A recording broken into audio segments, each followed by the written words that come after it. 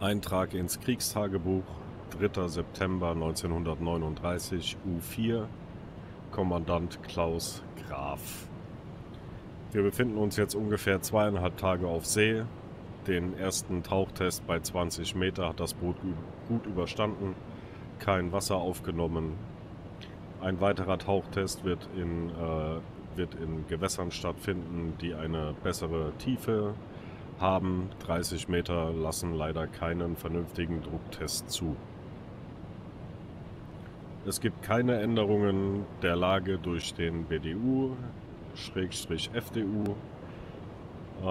Kriegshandlungen gegen Parteien aus England und Frankreich sind nicht erlaubt. Der Befehl bleibt bestehen, weiterhin aufzuklären. Den ersten Kontakt in unserem Patrouillengebiet haben wir erhorcht. Wir befinden uns jetzt auf einem Abfangkurs zur visuellen Aufklärung. Angewiesen wurde der erste Offizier, den Kurs zu überwachen. Die Ingenieure wurden angewiesen, die Dieselmaschinen ordnungsgemäß zu warten, um unseren Spritverbrauch zu reduzieren, um die Patrouillenfahrt auch erfolgreich absolvieren zu können. Was mir Sorgen macht, ist der hygienische Zustand. Trotz mehrfacher Aufforderungen kommt der 1WO seiner Aufgabe nicht nach, die Matrosen anzuweisen, das Boot sauber zu halten. Die Toiletten bzw. die komplette Nasszelle ist immer noch in einem verbesserungswürdigen Zustand. Hinzu kommt die Verpflegung. Nach 2 bzw. 2,5 Tagen auf See hat es unser Smoot immer noch nicht geschafft, etwas anderes als Suppe auf den Herd zu stellen. Das bereitet mir auch Sorgen. Ich fürchte um die Moral der Mannschaft.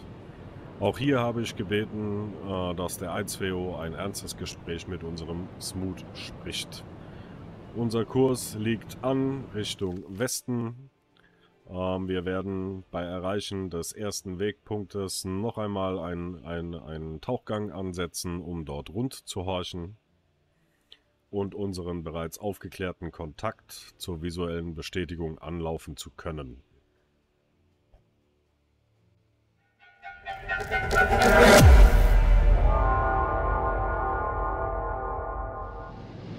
Und damit herzlich willkommen zu einer weiteren Folge von U-Boat hier an Bord von U4 im Ego-Mode.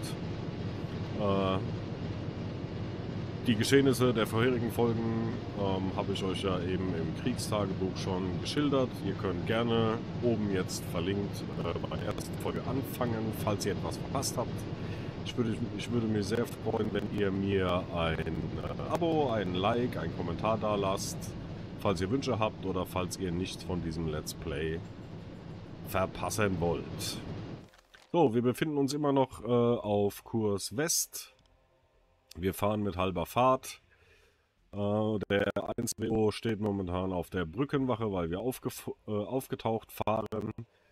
Dem guten Ingenieur Hubert Leinke weise ich jetzt noch einen Matrosen zu, damit er zumindest ein bisschen spritsparend arbeiten kann. Und hier meinen guten zweiten Ingenieur, der wartet ganz normal die Torpedos. Wir machen jetzt einfach mal ein bisschen Zeitvorlauf. Wir fahren mit halber Kraft. Und dann werden wir hier an diesem Wegpunkt noch einmal rundhorchen, um zu sehen, ob wir den Kontakt dann visuell irgendwo abfangen können. Ich hoffe doch sehr. Torpedorohr 3 gewartet. Und den ersten Wegpunkt haben wir jetzt ungefähr erreicht. Das heißt, wir gehen runter auf die kleine Fahrt.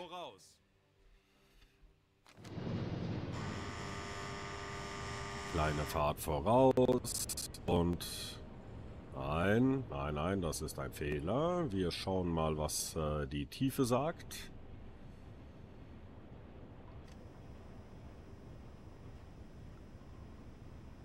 Oh je, nein, hier können wir nicht rundhorchen. Die Tiefe sagt ungefähr 6 Meter. Da können wir höchstens auf Seerohrtiefe abtauchen. für unser Sonar bzw. fürs Rundhorchen macht das keinen Sinn. Das heißt, wir machen weiter halbe Fahrt, fahren ein Stück hier hoch in Richtung zweiten Wegpunkt und dann hoffe ich doch, dass wir den Kontakt dann immer noch in unser Rundhorchen bekommen. Schauen mal jetzt die Tiefe.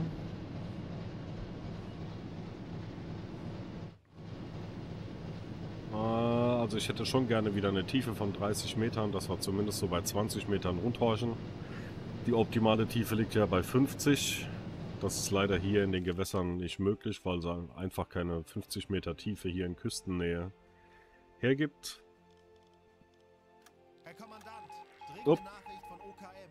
Wir befinden uns im Krieg mit England. Oh, das ist natürlich eine Lageänderung, die mich erfreut. Das heißt, wenn wir jetzt britische Schiffe aufbringen, dürfen wir sie auch versenken. Das ist sehr zufriedenstellend. Ah, hallo? Hier. Ich erwarte Ihre Befehle. Ja, du erwartest meine Befehle, das ist gut. Das ist sehr gut. Hier wird geputzt. Ich hoffe, die Nasszelle wird dann auch mal geputzt.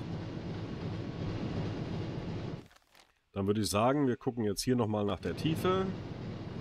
Wahrscheinlich haben wir den Kontakt verloren. Das sieht aber schon deutlich besser aus. Ah, jetzt sind wir auch knapp bei 45 Metern. Das heißt, wir können den Tauchgang gleich mit einem weiteren Belastungstest. Ich würde mal sagen, so 35, 38 Meter können wir tauchen. Das freut mich. So, Männers, kleine Fahrt.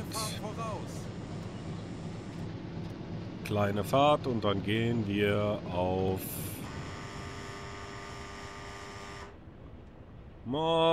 Ich würde sagen 37 Meter. 35 Meter. Standseerohr besetzen. Was auch immer er mit dem Standseerohr immer möchte. Standseerohr besetzen. Was ja bei 35 Metern nicht wirklich einen Sinn macht, weil er sowieso nichts sieht. Wir schalten um auf blaues Licht. Die Arbeiten sind bitte leise durchzuführen.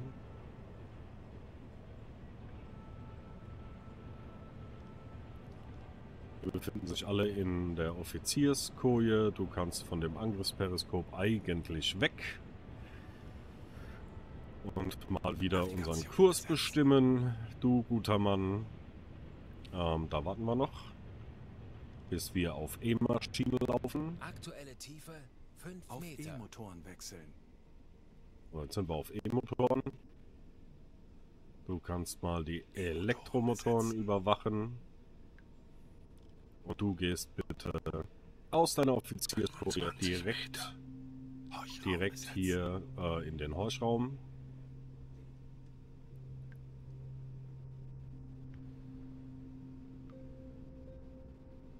Die Abteilungen sind trocken, das freut mich. Wie viel Wasser haben wir noch unterm Kiel? 8, 9 Meter. 5 Meter, das sollte ausreichen. Und dann wollen wir doch mal schauen, ob wir hier unseren Kontakt wiederfinden, beziehungsweise ob wir eventuell sogar Glück haben und einen neuen Kontakt erspähen. 40 Meter. Und das aber aktiv, 40 Meter. Was macht ihr da, Freunde? Ah, wir haben aber noch... Man kann hier leider nicht ranzoomen. Ich würde mal sagen, wir haben noch so 5 Meter unter uns.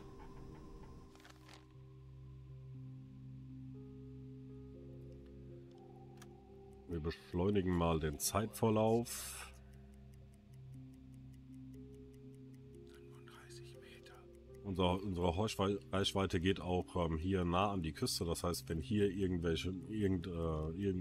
Küstenverkehr stattfindet, können wir den eventuell auch noch erhorchen. Ich fürchte aber, können auch mal Schiffsschrauben. Wir haben einen Kontakt. 35 Grad. 35 Grad. Was haben wir hier? Das ist ein anderer Kontakt, würde ich behaupten. Peilung 37 Grad, Einheiten 1, Entfernung 50 bis 80 Kilometer, mittlere Fahrt. So, ich markiere mir das mal ungefähr. Ja, das nennen wir Punkt 1.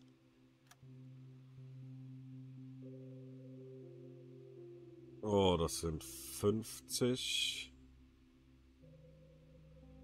Und dann brauchen wir nochmal 30. Dann haben wir den ungefähren Radius, also von hier bis hier, irgendwo da müsste er sich befinden.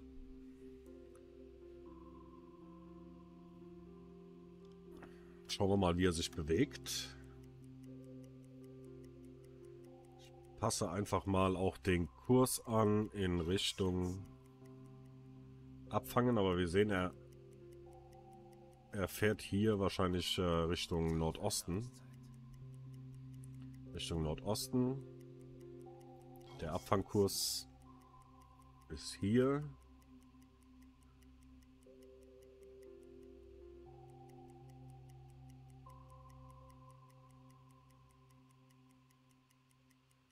So, wir stoppen die Zeit. Ich setze mir noch einmal einen Punkt.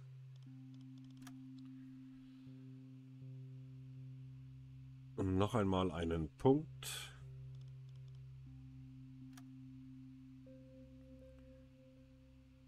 Was sagt hier? Was sagt das hier? Immer noch 50 bis 80 Kilometer. Er befindet sich hier relativ weit in einem Horch-Bereich. Das heißt, wir gehen mal auf halbe Fahrt, um zu schauen, ob er in unserem Hörbereich bleibt.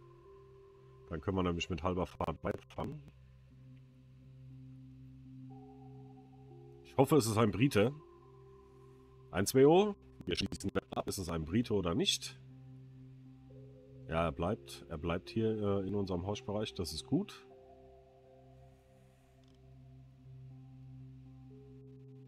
Wir bleiben noch ein bisschen getaucht. So, jetzt ist er schon hier. Immer noch 50 bis 80 Kilometer. Ich setze noch einmal ungefähr einen Punkt. Und dann nehme ich mir den Radierer. Ah, kriege ich das weg? Wieso kriege ich das nicht weg? So.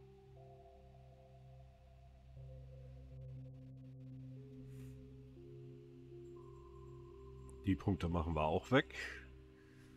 Dann haben wir hier so ungefähr den Verlauf. Ich kann das mal hier so ungefähr skizzieren. Dann schauen wir noch einmal. 50 und 30.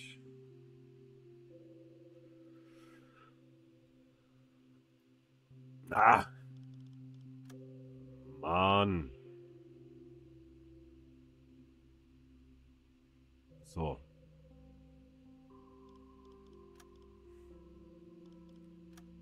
Machst du mich jetzt irre? Das liegt bestimmt daran, dass ich keinen Kaffee getrunken habe. Naja gut, also auf jeden Fall setzen wir den Abfangkurs mal hier so in diese Richtung, weil er doch scheinbar relativ konstant nach Norden läuft. Torpedorohr 1 gewartet. Und dann heißt es anblasen. Anblasen.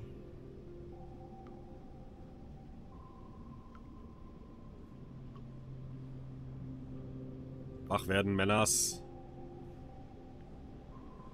30 Meter. Wir gehen auf weißes Licht.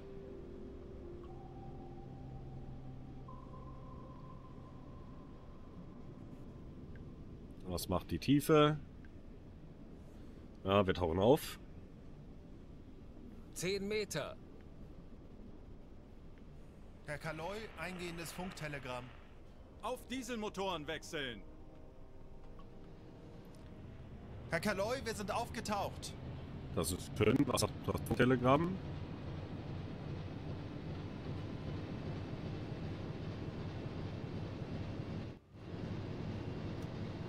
Bitte das Funktelegramm einmal entschlüsseln.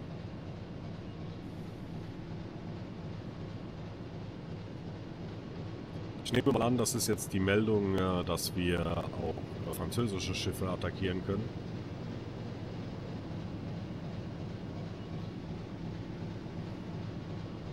Hoffe ich doch, wobei ich sehr stark davon ausgehe, dass das ein Brite ist, und wenn es kein Brite oder Franzose ist, sondern irgendein neutraler Staat, dann werden wir auf jeden Fall eine Kontrolle an Bord durchführen. Vielleicht werden ja Kriegsmaterialien geschmuggelt. Herr Kaloy, eine Nachricht vom Frankreich. Oberkommando. Frankreich Dachte befindet ich sich mir. im Krieg, Jawohl. nur defensive Aktion. Und Räder bestätigt, dass alle britischen Schiffe Ziele sind. Nur defensive Aktionen, das heißt, wenn mich ein französisches Handelsschiff jetzt angreifen sollte, Herr Kapitän, darf ich mich verteidigen, aber ich das wohl nicht abschießen. So, unser Kurs liegt an. Du bekommst einen zweiten Offizier. Du bleibst erstmal hier in der Koje. Du überwachst weiter den Funkbereich.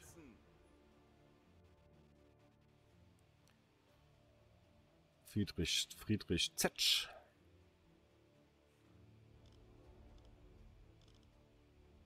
Du machst das, was du auch immer tun möchtest. Wir gehen hoch auf die Brücke.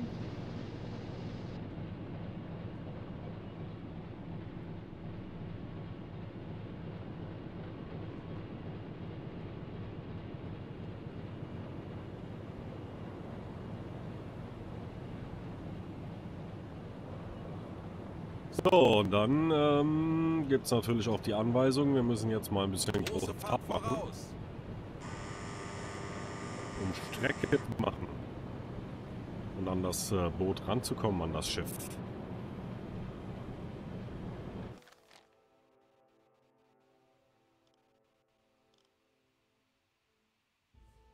Ich mit äußerster Kraft fahre. Ja, wir machen mal ein bisschen äußerste Kraft. So, wir sind aufgetaucht. kleine Fahrt. Kleine Fahrt, kleine Fahrt. Was mache ich jetzt hier im Maschinenraum? Oh. 30 Meter.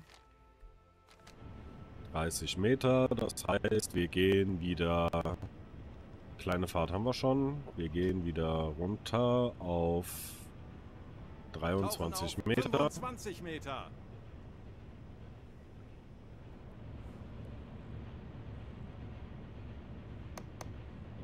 Blaues Licht. Kochst du jetzt endlich mal was anderes? Der Käse liegt hier auch schon seit 3 Tagen. Ist ja widerlich. Vom hygienischen Zustand. Ach. Was will man machen? Was will man machen hier an Bord? So, tauchen, Männer.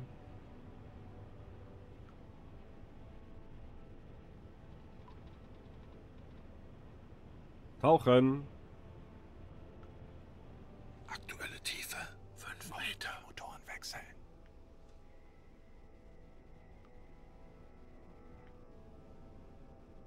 Sehr gut.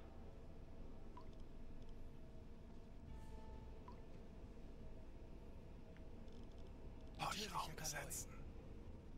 20 Meter. 20 Meter. Alle Abteilungen trocken, immer noch. Das ist gut, das gefällt mir. Das finde ich gut. Da hatte ich schon andere Boote. Schraubengeräusch. Peilung 25 Grad. Aha, aha. Lag ich doch gar nicht so verkehrt mit meinem Abfangkurs. 20 bis 30 Kilometer. Mittlere Fahrt.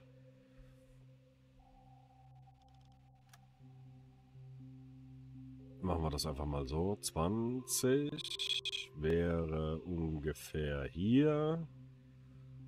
Und dann nochmal 10.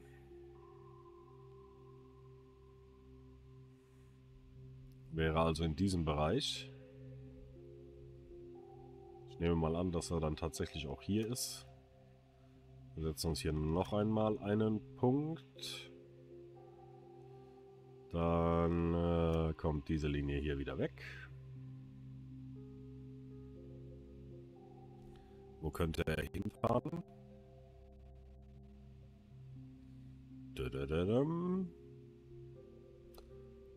Ja, der wird wahrscheinlich hier nach Bergen fahren.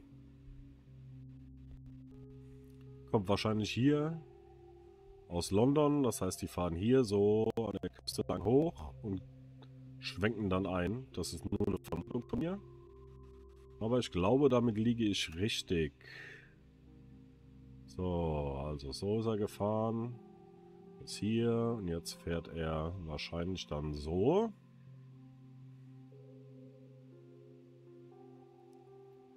Das heißt, wir setzen den Kurs neu ungefähr so. Könnte das passen? Das könnte passen, würde ich behaupten. Ja, und dann denke ich, werden wir jetzt dann gleich etwas aufklären können. Alle mal anblasen. Alle mal anblasen. Ich bin verwirrt immer noch hier. Obala. Aus dem Weg. Aktuelle Tiefe Weißes 20 Licht. Meter. Nein, nein, nein. Weißes Licht. Genau, da haben wir es.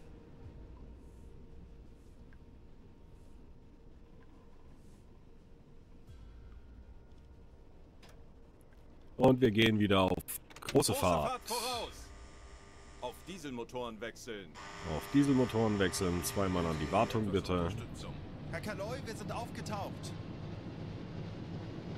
Sehr gut. Was macht die Sichtweite? Wahrscheinlich macht die Sichtweite noch nicht viel. Weil wir Nacht haben. Baut sich drauf. Wir haben was für eine Sicht? 1,5 Kilometer.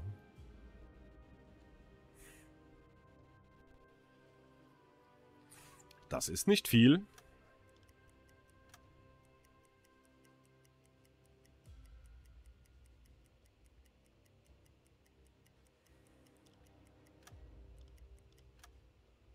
So.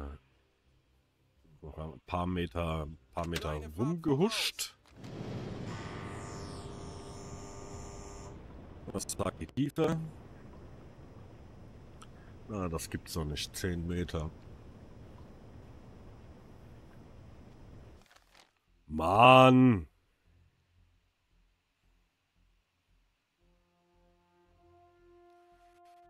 Ja, große Fahrt. Fahren noch ein Stückchen weiter. Torpedorohr 2 gewartet.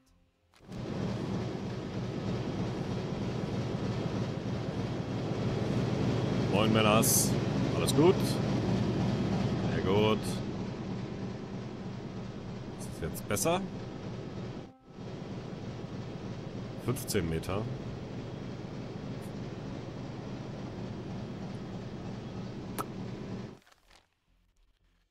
Gut. Kleine Fahrt Nichtsdestotrotz muss ich muss rundhorchen. voraus. Tauchen auf 10 Auch auf Meter. 10 Metern. Was anderes macht keinen Sinn. Wir machen einfach mal Alle Stopp. Maschinen stopp.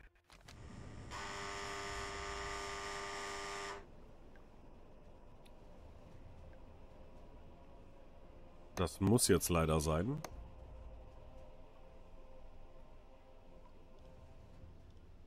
Raum besetzen.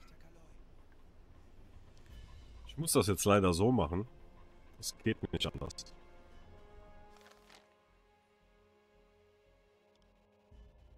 Aktuelle Tiefe 5 Meter. Schraubengeräusch. Da ist er. Peilung 260 Grad. Da ist noch einer. Schraubengeräusch. Peilung 285 Grad. 10 bis 20. Mittlere Fahrt entfernt sich. 15 Dann fährt er doch nicht so, sondern weiter hier nach Norden. Gut. Ist kein Problem. Was haben wir hier? Entfernung einer, 20 bis 30, kommt näher. Wunderbar. Ja, da haben wir doch für die nächste Folge, haben wir wahrscheinlich 2 Kontakte, die wir aufklären können. Beziehungsweise eventuell sogar versenken können. Ich freue mich. Ich sage danke fürs Zuschauen. Und sage, wir sehen uns in der nächsten Folge. Bis dahin.